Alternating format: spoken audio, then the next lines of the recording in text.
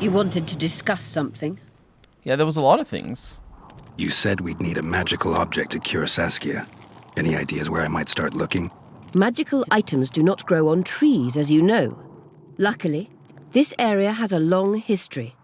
There's the Battle of Wraiths, the site of Sabrina Glevisig's death and suffering, the abandoned mines. I was hoping you'd be specific. I won't ask you to traipse around with a divining rod, but please try to be a little inventive.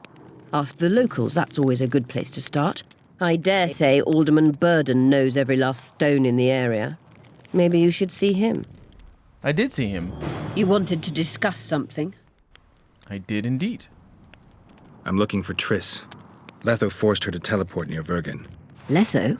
Voltest's killer, perhaps Demavend's too. Will you help me find her? Certainly. We sorceresses must stick together. We have too many enemies. Triss contacted you through Sheila de Tanzerville's megascope while in Flotsam. And I haven't heard from her since. Can you locate her? A megascope responds to a person's aura. If I had something of hers, I could find her. You were close to her. Maybe you have something. No, I don't have anything. Not good. Wait. A local drunkard claims he saw a redhead fall out of the sky. This could be a lead. Drunkards say all sorts of nonsense. One claimed his dog was writing poetry. Perhaps they're just drunken delusions. It's possible, however, that an unstable teleport ejected Triss near the town. As it's our only lead, I'll talk to this drunkard. Do you know him? I'm not used to associating with drunkards, but you'll likely find him in the inn. Thank you. Come back as soon as you learn anything. Will do. No, wait, there was, that's the Immortelle. We can leave the Immortelle for later. So, yeah, that does shake. And I can't... Hey, Cynthia, sorry to barge in on you guys. I'm gonna let you go back. Yeah, we can't go over there. But it is obvious that it's where she keeps all the things. Actually, Cynthia. Who are you? I'm Cynthia, a mage in training. Philippa is my mentor.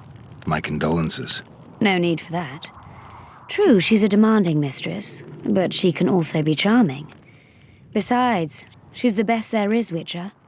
She has no equals, excepting perhaps the old elven sorceresses. You should see her cast spells. Light and graceful she is, not like that old tart de Tanzerville. De Tanzerville. Which one was that one again? I forget. Just out of curiosity, how much does a magic course cost these days? I'm certain you can't afford it, Witcher. Besides, you're too old. No matter. I have a few of my own tricks as it is. You mean Witcher's signs?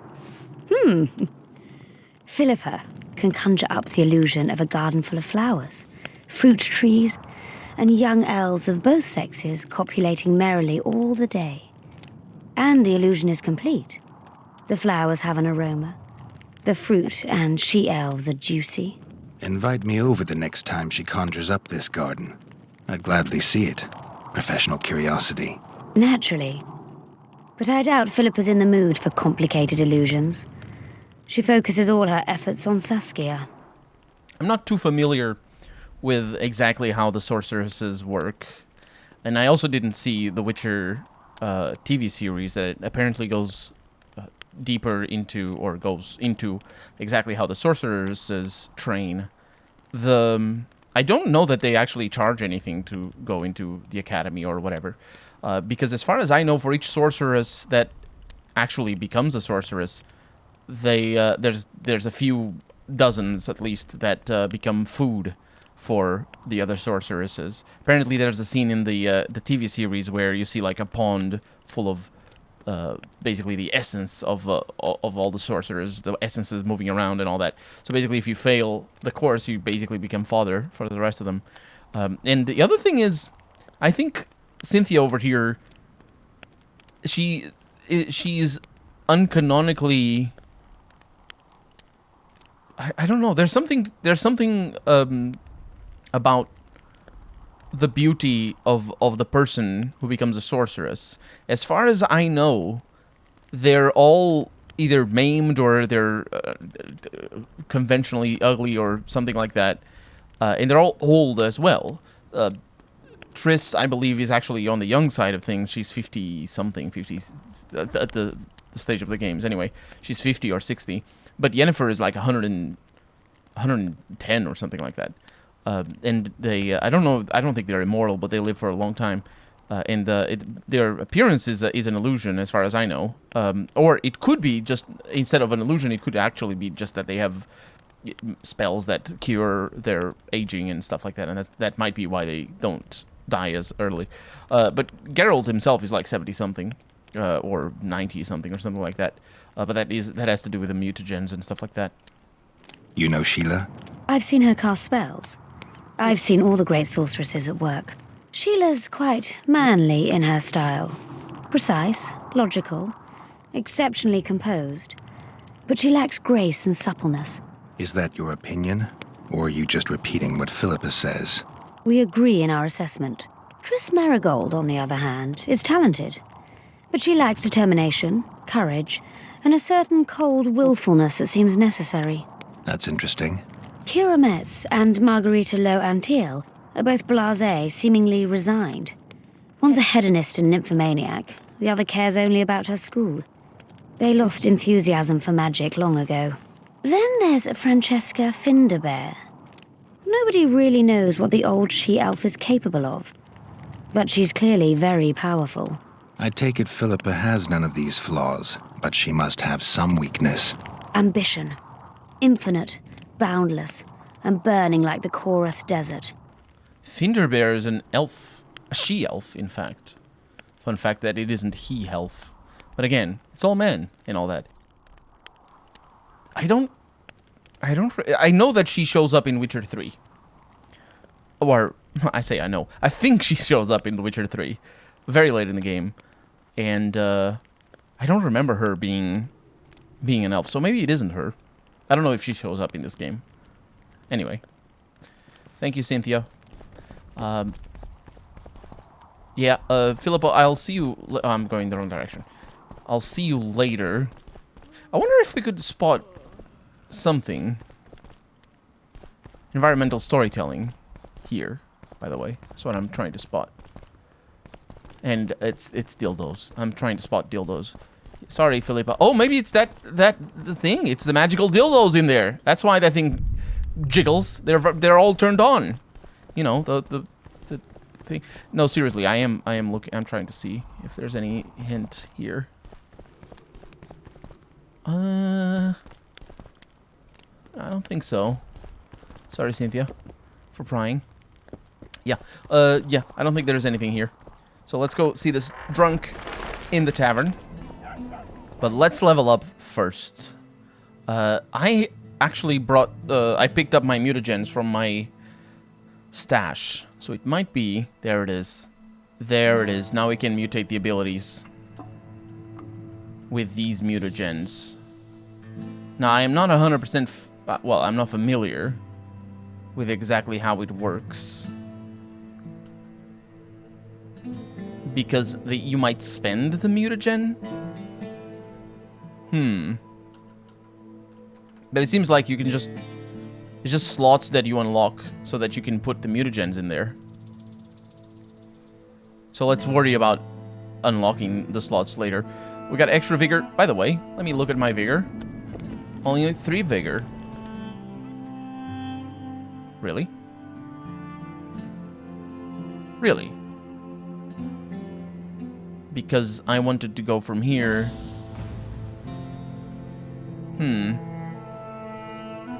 Damage reduction +5. Yeah, let's go with that one. And then we're gonna go with vigor here. For some reason, I thought I had invested in vigor. I don't know why. Let me tell you about the woman who fell from the sky. You let one human in a story 1,000 times. I've heard enough of flying women. It was very unusual. What would be unusual is if you return home sober for once. You won't trick me into buying you around. Oh. I didn't want to listen to this before. I heard you saw something interesting. As clearly as I see you. Amazing. I look into the sky. But wait, you must buy a fellow a drink for such a story. Well, you shut it already. We could all recite this bullshit now. I'm a client and I'll say what I want. Pour me some Mahakaman mead and no cheating. This noble wayfarer will pay. I don't know how much it is, but let's go with 20. I'll pay, but if you bore me, I'll shove this meat up your ass. There's such a fine liquor. And my ass has no taste. You won't regret it. Speak. Last week I was passing by the gullies. I like to take a hike from time to time. Get to the point. Hush! So I'm walking and suddenly there's a flash, a crack. I'm thinking, a storm's coming. But nary a cloud in the sky. You hit the ground with your arse so hard you saw a flash. You were that drunk. Then I saw people lying in a gully as if they'd fallen from the sky, a man and a woman. The woman was so beautiful, I wished she'd fallen down on me. Did you get a good look at the man? Huge fella, his mug cut up like he shaved with a scythe while drunk. What did the woman look like? A redhead, wearing a vest and high shoes, with pert tits and a round arse. Just waiting to be grabbed and... That sounds just like your old lady. Shut your mouth. What happened then? Well, the woman was hurting, couldn't get up. The man clearly disliked her, because he didn't help her. He just stood there, menacing and talking, and then he left. And the redhead stayed. Noticed her tits, but didn't even try to help her, you sod. I was about to do exactly that when a troll came out of the gully. Ugly as shit after blueberries. Did it attack her? Not at all. I hid and saw everything. First he sniffed her, so I thought he'd eat her. But he didn't. He threw her over his shoulder like a sack and returned to the gullies. Is that all? Yes. Didn't waste your money, as you'll agree. I don't think I have wasted my money. We need to search the ravines mentioned by the old drunk. Old dwarf, rather. The camera was disappearing. So I think we're going out. For the first time. Don't try anything. Wait. This is... Y'all have more town over here? I didn't know you had more town over here. I'm gonna take all of your stuff as I usually do. But I also need to talk to you. Because, you know... A dwarf witcher? That would be something. A dwarf witcher would be interesting. My pentacles intrigue you? Indeed. I'd like to see them up close. Let's start with introductions then. I'm Felicia Corey, and you're Geralt of Rivia. Why the surprised face? I heard about you in school. Whether you like it or not, you're a hero of contemporary history and of the love stories we read beneath our blankets. You studied at Aretusa? Yes, though I'm still to finish my potion and fetish internship, which is why I'm here. And you're doing it under Philippa Eilhart's watchful eye. Any way I can help you? Help from a hero of our readings? Now that's drawing on sources for real. I'd be grateful. The locals are reluctant to buy magic items, and I really need to pass. Let's see what I can do. Oh, she plays dice. Oh, and she's the one that we have heard of that cuts hair. Let's play some dice. See if she's good at this. But, of course, as we know, it isn't about being good. It's about trying over and over again. It's not looking too bad on my side. At least I have a pair. What does she have? She has a straight. I'm toast. I think she has a straight. Oh, I have two pairs. And she throws her straight away. So, I win. Oh. I guess that's it. Let's see. What can I sell? Or what can I buy, rather? Celandine. It's alchemy, crafting diagrams. A lot of stuff like that. And surgical tools for a quest item. I suppose I might as well. And books. Did I read all my books? The ones that I have? I suppose I have. They don't show up with a check mark. But I definitely did. Let's try... Let's see. Contains all available knowledge on drowners. Let's go with that. Oh, look at that. And there's the check mark here as well, interestingly enough. Let's go for the harpies as well. We're going to need some of that. And Lure of the Temperess describes succubi. I'll go with that as well. Describes witchers, monstrum. Oh yeah, this one is interesting. It's talking about how witchers are bad. I'm not going to go with that. And trolls and trolling, also that might need that. All available knowledge on Draugrs. It's pretty important. But what I really wanted... Ooh, the Dun banner here. What I really wanted was Rot Fiends. There it is. There's that one. Well, thank you very much. I suppose that's gonna be it. Let's look at our books. Drowners. Sometimes drowned men return as monsters to haunt the living. Tormented by their own deaths, they seek to murder others. They prefer to draw their prey underwater. As their victims drown, they tear them into shreds and consume them like soggy biscuits. Such creatures are called drowners. They are numerous on the banks of the Pontar, as this large river with regular shipping and riverside villages provides them with ample sustenance. And that's why they're called drowners. They are not themselves drowned, they drown other people, which I didn't realize that's how it worked. But harpies over here. There are many species of harpy, and all are kleptomaniacs, though some steal dreams instead of trinkets. They especially like dreams laden with strong emotions, such as nightmares that recur every night. The victims lose their dreams, which can actually be a blessing where nightmares are concerned, and the harpies encase them in crystals, creating items that strongly radiate magic. Mages desire the dreams these creatures steal. They are even known to breed harpies on perches with a view toward flinching their booty at daybreak. Sorry, not flinching, filching their booty. Yet it is rare for a dream or nightmare to be powerful enough or to come from a powerful enough creature to satisfy the desires of a mage. He who would destroy a harpy's nest perched atop a rocky ledge must set a special, glistening explosive trap. When the harpy snatches its loot, the charge is detonated, and anything that survives the explosion is dealt with by gravity, the eternal foe of all avian creatures.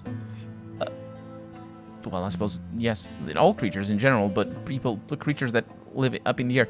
So we have the succubi over here. The succubus, often mistakenly believed to be a higher vampire, is a post-conjunction creature, therefore a visitor from another world trapped in our reality. The beast has the form of a comely female with hooves instead of feet. It doesn't say what comely female. It's a female cow is what it is, with hooves instead of feet. However, her partial animal appearance has no meaning for the youth the monster entices. Sorry, for the youths the monster entices like a consummate temptress. Consummate, yes. Those seducted by a succubus lose their heads as if it was a human. Oh, a human. Oh, a woman. It is a woman. It's a female. What? I read it.